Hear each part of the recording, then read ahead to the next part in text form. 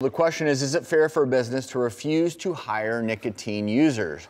Some companies are implementing policies doing just that. U-Haul now plans to stop interviewing and hiring anyone who is a nicotine user in 21 states. Applicants will now be asked if they use nicotine products and must agree to be screened for nicotine use in the future. And this really does get down to, the company says, wanting to ensure a healthier workforce. More than 30,000 employees. The new policy won't apply to employees hired in the past. And I will say the one side of this that I do agree with, which is when we started in medicine, people are smoking all over hospitals. Sure.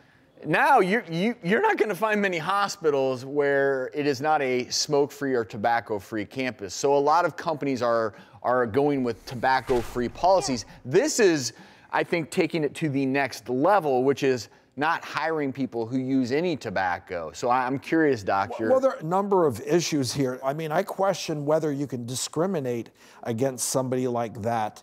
Well, I think this policy, there is precedent. As you said, Cleveland Clinic has been doing that. That's a hospital environment. But Alaska Airlines implemented a similar policy in 1985.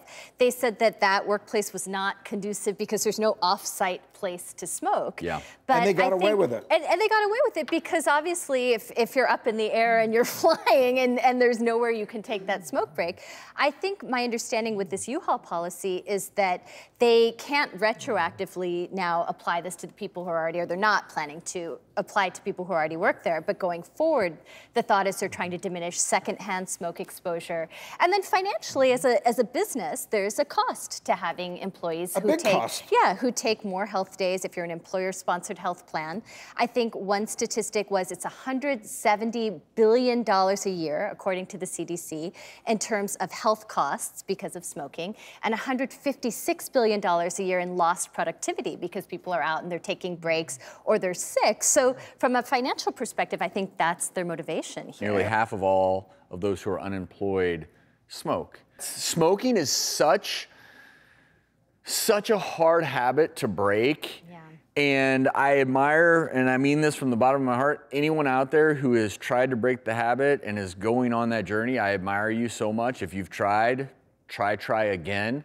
I think we just need to be mindful of that. We did reach out for a statement from U-Haul and did not hear from them in time for our taping.